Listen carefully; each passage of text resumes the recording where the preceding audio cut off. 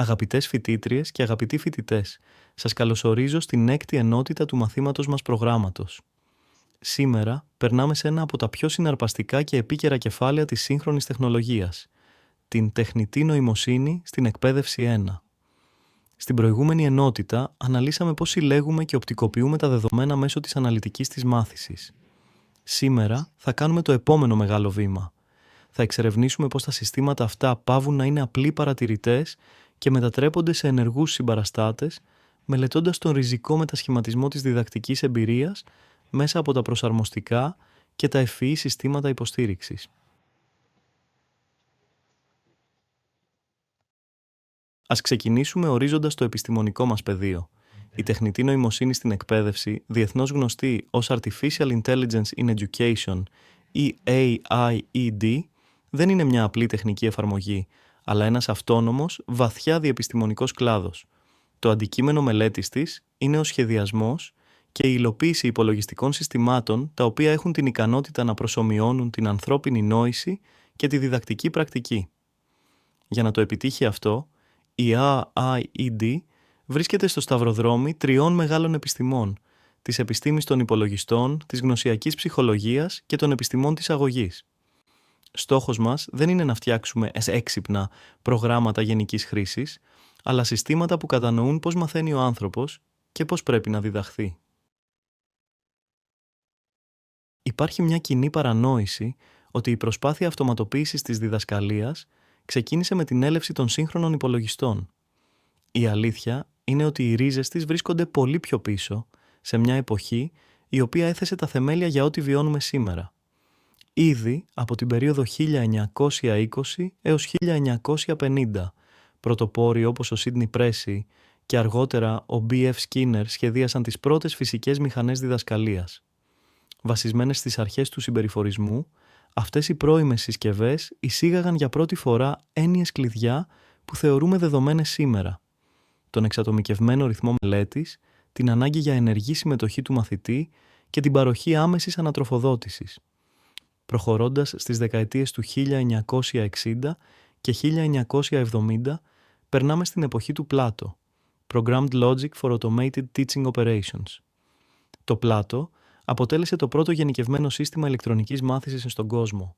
Δεν πρόσφερε απλώς ηλεκτρονικά κείμενα, αλλά πρωτοπόρησε εισάγοντας δικτυακές εξετάσεις, φόρουμ συζητήσεων, ψηφιακές προσομοιώσεις και διαδραστικές δραστηριότητες. Για πρώτη φορά, ο υπολογιστής έπαψε να είναι μια απομονωμένη μηχανή και μετατράπηκε σε ένα δυναμικό περιβάλλον κοινωνικής μάθησης. Από τη δεκαετία του 1980 μέχρι και σήμερα, βιώνουμε την τρίτη φάση, τη μετάβαση στα ευφυή συστήματα διδασκαλίας, Intelligent Tutoring Systems, ITS, τα οποία ενσωματώνουν πραγματική νοημοσύνη, συνδυάζοντας μοντέλα μαθητή, γνωστικού πεδίου και παιδαγωγικής, ώστε να προσαρμόζουν τη διδασκαλία σε πραγματικό χρόνο. Γιατί όμως χρειαζόμαστε την AIED? Η απάντηση βρίσκεται στην έρευνα του Benjamin Bloom το 1984, γνωστή ως το πρόβλημα των 2 σίγμα. Ο Bloom απέδειξε επιστημονικά ότι οι μαθητές που διδάσκονται προσωπικά από έναν μέντορα έχουν στατιστικά ανώτερη απόδοση κατά 2 τυπικές αποκλίσεις, 2 σίγμα, σε σχέση με τους μαθητές μιας τυπικής παραδοσιακής τάξης 30 ατόμων. Αυτό σημαίνει ότι ο μέσος μαθητής με προσωπικό δάσκαλο αποδίδει καλύτερα από το 98% των μαθητών της συμβατικής τάξης. Επειδή όμως η προσωποποιημένη διδασκαλία για κάθε άνθρωπο στον πλανήτη είναι οικονομικά και πρακτικά αδύνατη, η AIED έρχεται να γεφυρώσει αυτό το χάσμα στο οικοσύστημα του EdTech. Στόχος της είναι να προσφέρει αυτή την ατομική καθοδήγηση σε μαζική κλίμακα, μειώνοντας το γνωστικό φορτίο και ενισχύοντας την αυτοπεποίθηση του μαθητή σε ένα απόλυτα ασφαλές περιβάλλον. Στην βιβλιογραφία, οι όροι εξατομικευμένη μάθηση, personalized learning και προσαρμοστική μάθηση, adaptive learning, χρησιμοποιούνται συχνά ως ταυτόσιμοι, όμως στην πραγματικότητα περιγράφουν διαφορετικά επίπεδα αλληλεπίδρασης. Η εξατομικευμένη μάθηση είναι η ευρύτερη παιδαγωγική ομπρέλα και αφορά τη φιλοσοφία της εκπαίδευσης. Εδώ, ο μαθητής έχει τον έλεγχο των επιλογών του. Μπορεί να επιλέξει το θέμα μιας εργασίας, τη ροή ή το γενικό ρυθμό μελέτης του. Αντίθετα, η προσαρμοστική μάθηση είναι ο τεχνικός, αλγοριθμικός κινητήρας που υλοποιεί αυτή τη φιλοσοφία. Το λογισμικό είναι αυτό που παίρνει τα ηνία και τροποποιεί δυναμικά το περιβάλλον, αλλάζει αυτόματα το περιεχόμενο, το βαθμό δυσκολίας των ασκήσεων και το είδος της ανατροφοδότησης σε πραγματικό χρόνο, με βάση την άμεση αλληλεπίδραση του χρήστη. Πώς όμως εξασφαλίζουμε ότι αυτή η αυτοματοποιημένη προσαρμογή είναι παιδαγωγικά ορθή? Η λειτουργία των προσαρμοστικών συστημάτων αναπτύσσεται μέσα από συγκεκριμένα αρχιτεκτονικά επίπεδα, τα οποία έχουν ως στόχο να κρατούν το μαθητή σταθερά μέσα σε αυτό που ο Λεβ Βιγκότσκι ονόμασε «ζώνη επικείμενης ανάπτυξης» (Zone of Proximal Development). Δηλαδή, το σύστημα φροντίζει ώστε οι προκλήσεις να μην είναι ούτε πολύ εύκολες, προκαλώντας ανία, ούτε υπερβολικά δύσκολες, προκαλώντας απογοήτευση και εγκατάλειψη. Η επιλογή των αρχιτεκτονικών αυτών προσεγγίσεων κρίνει την ευφυΐα του συστήματος και διακρίνεται σε δύο μεγάλες κατηγορίες: τα rule-based συστήματα και τα συστήματα μηχανικής μάθησης. Ας εξετάσουμε την πρώτη κατηγορία, τα rule-based συστήματα, συστήματα βασισμένα σε κανόνες. Αυτά αποτελούν την πιο παραδοσιακή προσέγγιση της προσαρμοστικότητας. Λειτουργούν με βάση προκαθορισμένα δέντρα αποφάσεων και τη σκληρή λογική if-then, εάν τότε. Για παράδειγμα, εάν ο μαθητής απαντήσει λάθος σε 2 συνεχόμενες ερωτήσεις κλασμάτων, τότε εμφάνισέ του το επεξηγηματικό βίντεο R. Αυτά τα συστήματα είναι εξαιρετικά αποτελεσματικά, προβλέψιμα και σταθερά, όμως έχουν ένα σημαντικό περιορισμό. Είναι αυστηρά περιορισμένα από τις προβλέψεις και τη φαντασία του σχεδιαστή τους.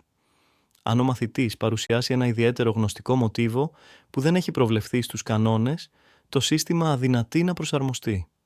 Η πραγματική επανάσταση έρχεται με τη δεύτερη κατηγορία, τα συστήματα μηχανικής μάθησης, Machine Learning Systems. Αυτά τα συστήματα δεν περιμένουν έτοιμους κανόνες από έναν προγραμματιστή, εκπαιδεύονται δυναμικά μέσα από χιλιάδες ή εκατομμύρια αλληλεπιδράσεις πραγματικών χρηστών, αναγνωρίζουν αυτόματα σύνθετα πρότυπα επιτυχίας και αποτυχίας και είναι σε θέση να προβλέψουν με μαθηματική ακρίβεια ποια συγκεκριμένη παρέμβαση ή ποιο εκπαιδευτικό υλικό θα είναι πλέον αποτελεσματικό για τον συγκεκριμένο χρήστη τη δεδομένη στιγμή. Για μια σύγχρονη EdTech startup, ο προσαρμοστικός αλγόριθμος μηχανικής μάθησης δεν είναι απλώς ένα τεχνικό χαρακτηριστικό, αλλά το πολυτιμότερο περιουσιακό και στρατηγικό της στοιχείο. Και το κυριότερο, όσο αυξάνονται τα δεδομένα χρήσης, τόσο ακριβέστερος και εξυπνότερος γίνεται ο αλγόριθμος.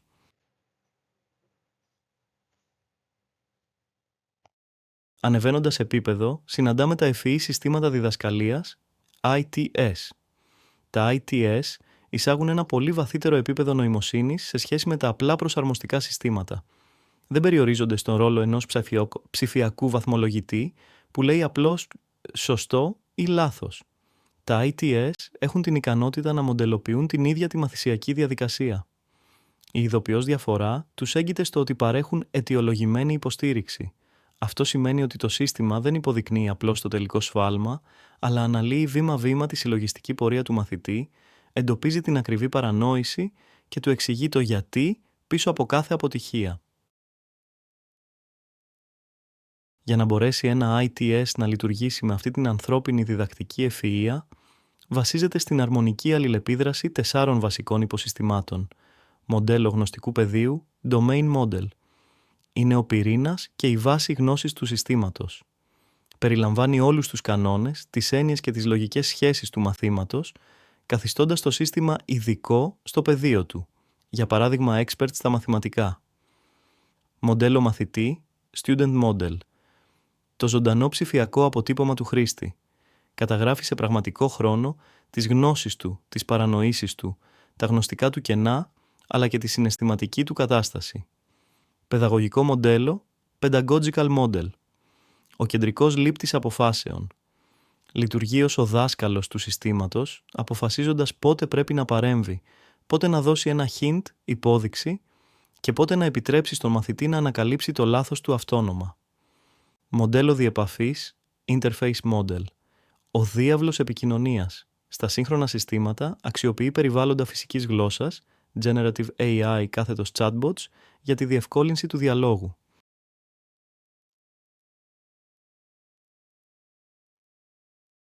Προκειμένου το παιδαγωγικό μοντέλο να λάβει τις σωστές αποφάσεις, πρέπει να απαντήσει σε 2 κρίσιμα ερωτήματα. Τι γνωρίζει πραγματικά ο μαθητής αυτή τη στιγμή και ποια είναι η πιθανότητα να απαντήσει σωστά στην επόμενη ενότητα. Για τον σκοπό αυτό, επιστρατεύονται εξειδικευμένοι αλγόριθμοι. BKT, Bayesian Knowledge Tracing. Αντιμετωπίζει τη μάθηση ως μια σειρά κρυφών καταστάσεων, hidden states. Επικαιροποιεί συνεχώς την πιθανότητα κατάκτησης μιας έννοιας, έχοντας τη στατιστική ικανότητα να διακρίνει αν μια σωστή απάντηση προήλθε από πραγματική γνώση ή από τύχη, lucky guess, καθώς και αν μια λάθος απάντηση οφείλεται σε άγνοια ή σε ένα απρόσεκτο ολίσθημα. SLEEP. IRT, Item Response Theory. Εστιάζει στη μαθηματική σχέση μεταξύ της πραγματικής ικανότητας του μαθητή και του βαθμού δυσκολίας της ερώτησης. Αν ο μαθητής επιλύσει εύκολα μια πολύ δύσκολη άσκηση, ο αλγόριθμος ανεβάζει απότομα την εκτίμηση της ικανότητάς του.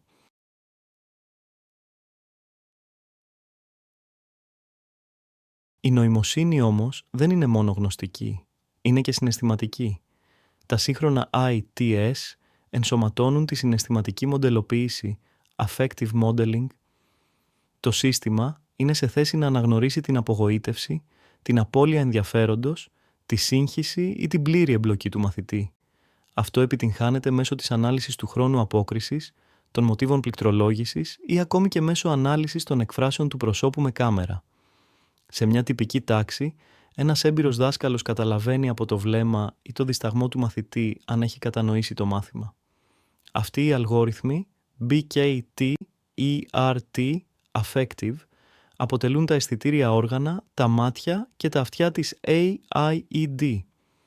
Μέσα από αυτή την τεχνητή ενσυναίσθηση, η μηχανή πάβει να είναι ένας άκαμπτος εξεταστής και μετατρέπεται σε υποστηρικτικό συνεργάτη που αναγνωρίζει την προσπάθεια, προβλέπει τις δυσκολίες και σέβεται την ατομικότητα. Περνάμε τώρα σε ένα από τα πιο κρίσιμα κομμάτια των ευφυών συστημάτων διδασκαλίας, ITS, που δεν είναι άλλο από τις παιδαγωγικές στρατηγικές. Μέχρι τώρα είδαμε πως μοντέλα όπως το BKT, Bayesian Knowledge Tracing, και το IRT, Item Response Theory, μας βοηθούν να καταλάβουμε τι γνωρίζει ο μαθητής. Μας δίνουν δηλαδή τη διάγνωση και τα δεδομένα. Όμως, τα δεδομένα από μόνα τους δεν αρκούν. Εδώ ακριβώς έρχονται οι παιδαγωγικές στρατηγικές για να απαντήσουν στο επόμενο μεγάλο ερώτημα. Το πώς θα παρέμβει το σύστημα. Αν το BKT και το ERT είναι τα μάτια του συστήματος, οι παιδαγωγικές στρατηγικές είναι ο εγκέφαλος που αποφασίζει την επόμενη κίνηση. Ενώ οι αλγόριθμοι μας προσφέρουν τα δεδομένα για το τι ξέρει και τι νιώθει ο μαθητής, οι παιδαγωγικές στρατηγικές καθορίζουν το πώς θα παρέμβει το σύστημα. Πρόκειται για μια ενορχιστρωμένη αλληλεπίδραση. Η πρώτη και βασικότερη στρατηγική είναι η φθήνουσα καθοδήγηση, scaffolding, εμπνευσμένη από το Vygotsky. Λειτουργεί ακριβώς σαν μια σκαλωσιά υποστήριξης στα δύσκολα σημεία. Όταν το σύστημα ανιχνεύσει ότι μια άσκηση ξεπερνά τις τρέχουσες δυνατότητες του χρήστη, παρεμβαίνει δομώντας το πρόβλημα σε μικρότερα, διαχειρίσιμα βήματα. Μερική βοήθεια. Η ομορφιά του αλγορίθμου κρύβεται στη σταδιακή απόσυρση, fading, καθώς ανιχνεύεται αύξηση της ικανότητας και της αυτοπεποίθησης του μαθητή, το σύστημα αποσύρει σταδιακά τα βοηθήματα, αναγκάζοντάς τον να στηριχθεί στις δικές του δυνάμεις και να κατακτήσει την πλήρη αυτονομία. Η δεύτερη κορυφαία στρατηγική είναι η μάθηση προς την κατάκτηση, mastery learning. Ας κάνουμε μια σύγκριση. Στην παραδοσιακή τάξη, η ομάδα προχωρά στην επόμενη, πιο σύνθετη ενότητα μόλις τελειώσει ο προβλεπόμενος από το αναλυτικό πρόγραμμα χρόνος. Για παράδειγμα την επόμενη εβδομάδα, ανεξάρτητα από το αν όλοι οι μαθητές κατάλαβαν τα προηγούμενα. Εκεί, ο χρόνος είναι σταθερός και η γνώση μεταβλητή. Στα ITS, με mastery learning, η λογική αντιστρέφεται. Χρησιμοποιώντας τον αλγόριθμο BKT, το σύστημα επιτρέπει τη μετάβαση σε σύνθετες έννοιες μόνο όταν ο μαθητής επιτύχει ένα υψηλό προκαθορισμένο κατόφλι πλήρους κατανόησης. Εδώ, ο χρόνος είναι η μεταβλητή και η κατάκτηση της γνώσης η σταθερά. Αν ο μαθητής δυσκολεύεται, το σύστημα δεν τον προσπερνά, αλλά αναδιαμορφώνει το υλικό μέχρι η έννοια να εμπεδοθεί 100%. Συνεχίζοντας την ανάλυση των στρατηγικών μας, θα εστιάσουμε τώρα σε δύο από τις πιο έξυπνες μεθόδους που μπορεί να χρησιμοποιήσει ένα ITS για να προσομοιώσει τη συμπεριφορά ενός έμπειρου δασκάλου, τη σοκρατική διδασκαλία και τον σωστό χρονισμό της ανατροφοδότησης. Ξεκινάμε με τη σοκρατική διδασκαλία. Εδώ ο στόχος του συστήματος δεν είναι απλώς να πει στο μαθητή σωστό ή λάθος. Αντί για την έτοιμη απάντηση, το σύστημα θέτει καθοδηγητικές ερωτήσεις. Αν για παράδειγμα ένας μαθητής κάνει ένα λάθος σε μια πρόσθεση, το σύστημα τον προτρέπει να σκεφτεί τη λογική πίσω από το αποτέλεσμα. Μπορεί το άθροισμα να είναι μικρότερο από τους προσθετέους. Με αυτόν τον τρόπο εκπαιδεύουμε το μηχανισμό σκέψης του μαθητή. Δεν διορθώνουμε απλώς ένα σύμβολο στην οθόνη, αλλά τον βοηθούμε να εντοπίσει μόνος του τη γνωστική του παρανόηση. Το δεύτερο σημείο αφορά τον χρονισμό της ανατροφοδότησης. Η ποιότητα της μάθησης εξαρτάται άμεσα από το πότε θα παρέμβει το σύστημα. Διακρίνουμε δύο περιπτώσεις, όπως την άμεση ανατροφοδότηση, η οποία είναι απαραίτητη για τους αρχάριους. Πρέπει να διορθώσουμε την παρανόηση τη στιγμή που γεννιέται, ώστε να μην παγιωθεί το λάθος. Καθυστερημένη ανατροφοδότηση, εδώ βρίσκεται η πραγματική ευφυΐα του συστήματος. Σε προχωρημένους μαθητές, το σύστημα κάνει πίσω. Τους δίνει χώρο να κάνουν λάθος, να το εντοπίσουν μόνοι τους και να αναπτύξουν μεταγνωστικές δεξιότητες. Αυτή η ισορροπία είναι που κάνει το σύστημα να μοιάζει με έναν διαισθητικό δάσκαλο που ξέρει πότε να μιλήσει και πότε να σιωπήσει. Πώς όμως αποδεικνύουμε ότι όλη αυτή η τεχνολογική υποδομή λειτουργεί στην πράξη? Η αξιολόγηση στην AAIED δεν είναι μια στατική διαδικασία εκ των υστέρων, αλλά ένας ζωντανός μηχανισμός ελέγχου. Βασίζεται σε 3 άξονες: μαθησιακό όφελος, learning gain. Μετράμε τη διαφορά της επίδοσης πριν, pre-test, και μετά την παρέμβαση, post-test, για να επιβεβαιώσουμε αν η εξατομικευμένη προσέγγιση είχε πραγματικό αντίκτυπο. Χρονική αποδοτικότητα, time efficiency. Αξιολογούμε την ταχύτητα με την οποία ο μαθητής φτάνει στο επίπεδο κατάκτησης, mastery. Ένα σωστά σχεδιασμένο ITS μειώνει τον περιττό χρόνο που δαπανάται σε έννοιες που ο μαθητής γνωρίζει ήδη. Πειραματικές μελέτες συγκρίνουμε ελεγχόμενες ομάδες μαθητών που χρησιμοποιούν το ITS με τυπικές τάξεις, με τα ερευνητικά δεδομένα να δείχνουν σταθερά μια εντυπωσιακή σύγκληση προς το ιδανικό πρότυπο του Bloom. Περνώντας στα δεδομένα της επιστημονικής κοινότητας, ας δούμε τι μας αποδεικνύει η έρευνα γύρω από την ενσωμάτωση της τεχνολογίας και της τεχνητής νοημοσύνης στην εκπαιδευτική διαδικασία. Η έρευνα αυτή βασίζεται σε 3 βασικούς πυλώνες. Πρώτον, επιβεβαιώνεται ότι η εξατομικευμένη μάθηση δεν είναι απλά μια θεωρητική τάση, αλλά μια αποτελεσματική πραγματικότητα. Ο δεύτερος πυλώνας αφορά τη σωστή διαχείριση του γνωστικού φορτίου. Με την ορθή εφαρμογή της εκπαιδευτικής σκαλωσιάς, scaffolding, διασφαλίζουμε ότι ο μαθητής δραστηριοποιείται πάντα μέσα στη ζώνη επικείμενης ανάπτυξης. Δηλαδή, οι ασκήσεις δεν είναι ούτε υπερβολικά εύκολες ώστε να βαριέται, ούτε υπερβολικά δύσκολες ώστε να απογοητεύεται. Έτσι, αποφεύγουμε τη γνωστική υπερφόρτωση και, το κυριότερο, καλλιεργείται η αυτοπεποίθηση του μαθητή, καθώς βλέπει τον εαυτό του να πετυχαίνει σταδιακά. Τρίτο, και ίσως πιο σημαντικό, παρατηρούμε ότι ο ρόλος του εκπαιδευτικού αναβαθμίζεται σε ενορχιστρωτή. Ενώ συχνά υπάρχει ο φόβος ότι η τεχνολογία θα αντικαταστήσει το δάσκαλο, παρατηρούμε ότι η έρευνα δείχνει το αντίθετο. Η τεχνολογία αναλαμβάνει τα μηχανικά και επαναλαμβανόμενα καθήκοντα, όπως τη μετάδοση τυποποιημένης πληροφορίας και την αυτόματη βαθμολόγηση. Αυτό απελευθερώνει πολύτιμο χρόνο για τον εκπαιδευτικό, επιτρέποντάς του να εστιάσει εκεί που η τεχνολογία υστερεί, δηλαδή στην καλλιέργεια της κριτικής σκέψης, στη συναισθηματική υποστήριξη και στην ενσυναίσθηση μέσα στην τάξη.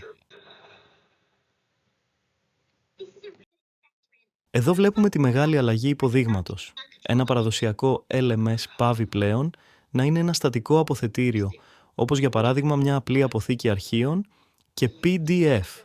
Με την ενσωμάτωση της τεχνητής νοημοσύνης στην εκπαίδευση, μετατρέπεται σε έναν ζωντανό οργανισμό. Αυτό σημαίνει ότι το σύστημα αναδιαμορφώνεται, προσαρμόζεται και εξελίσσεται δυναμικά, ξεχωριστά για κάθε χρήστη. Πώς επιτυγχάνεται αυτό? Μέσα από τη συνεχή συλλογή δεδομένων και την αυτόνομη λήψη παιδαγωγικών αποφάσεων σε πραγματικό χρόνο. Το αποτέλεσμα είναι ότι η AIED προσφέρει υψηλής ποιότητας εξατομικευμένη διδασκαλία σε κλίμακα. Με απλά λόγια, δίνει οριστική απάντηση στο ιστορικό πρόβλημα της μαζικής, ομοιόμορφης εκπαίδευσης. Πλέον δεν προσαρμόζεται ο μαθητής στο μάθημα, αλλά το μάθημα στο μαθητή. Ολοκληρώνοντας τη σημερινή μας διάλεξη, ας συγκρατήσουμε τα 4 βασικά συμπεράσματα. Η AIED ως ενεργή παρέμβαση. Σε αντίθεση με τις απλές υποδομές του EdTech ή την αναλυτική της μάθησης που αναλύει παθητικά το παρελθόν, η AIED λαμβάνει αυτόνομες παιδαγωγικές αποφάσεις σε πραγματικό χρόνο. Αρχιτεκτονική IITS. Η δύναμή της βασίζεται στα 4 αλληλεπιδρόντα μοντέλα γνωστικού πεδίου, μαθητή, παιδαγωγικό, διεπαφής, που μαζί προσομοιώνουν τη συμπεριφορά ενός έμπειρου δασκάλου. Αλγόριθμοι BKAT και ART αποτελούν τα αισθητήρια όργανα του συστήματος, επιτρέποντάς του να κατανοήσει την ανθρώπινη πλευρά της μάθησης. Ο απόλυτος στόχος, η γεφύρωση του προβλήματος των 2 σίγμα. Η AIED δεν ήρθε για να αντικαταστήσει τον εκπαιδευτικό, αλλά για να τον απελευθερώσει, ώστε να προσφέρει κριτική σκέψη και ενσυναίσθηση εκεί που η ανθρώπινη παρουσία παραμένει αναντικατάστατη. Μέσα από την AIED, το LMS μετατρέπεται από ένα στατικό αποθετήριο σε έναν ζωντανό οργανισμό. Σας ευχαριστώ θερμά για τη συμμετοχή σας